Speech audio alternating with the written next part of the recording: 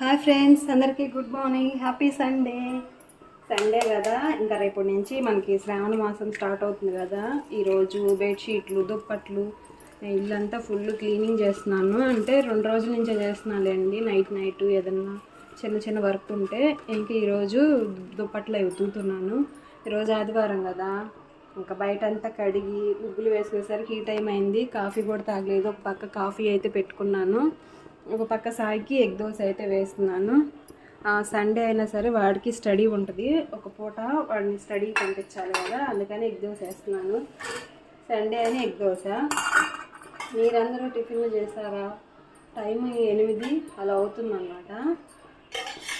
వాడికైతే దోశ వేస్తున్నాను. సండే అయినా సరే కొంచెం లేటుగా లెగుద్దామన్నా పనులన్నీ నా కోసం ఎదురు చూస్తూ ఉన్నాయి అన్నమాట. అన్నీ చేసుకోవాలి కదా, అందుకని. కారం వేసేదా? కారం దోశ.